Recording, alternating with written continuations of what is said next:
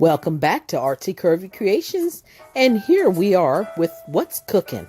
Today we're honoring my mother, Loretta, and her home-baked macaroni and cheese. Here's the ingredients, and I'll also include them in the description below. You'll need pasta, elbow macaroni if preferred, but I use bow tie, that's what I had.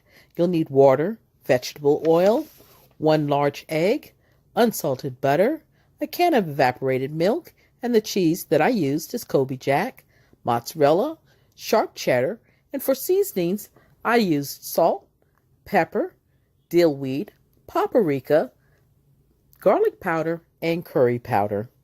First, you'll start this recipe off by boiling your water. You'll add in your salt and a capful of the vegetable oil. That'll prevent the pasta from boiling over.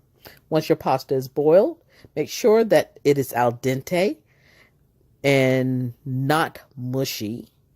Now, you'll need to add in your butter because this is a one-pan method. You're going to fold in your butter until it's all melted in. Next, you'll add in your seasonings. And honey, I am Southern, so I don't measure, but I advise you to taste your pasta as you're adding your seasoning and do it to your liking. Now, once you finish, make sure that your oven is preheated at 325. You'll pour in your evaporated milk.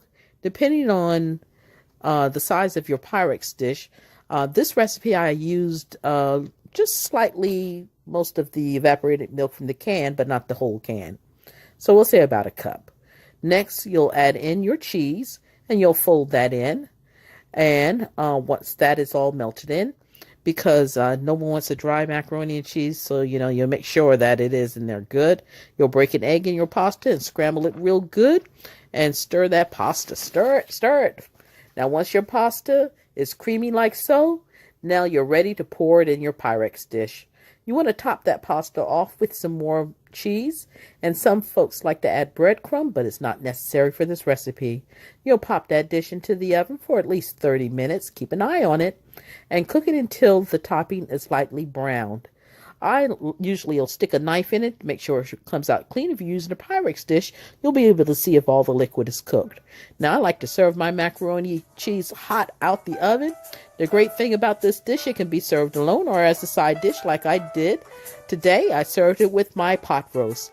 If you like this simple recipe, just go ahead and thumbs up and like and subscribe.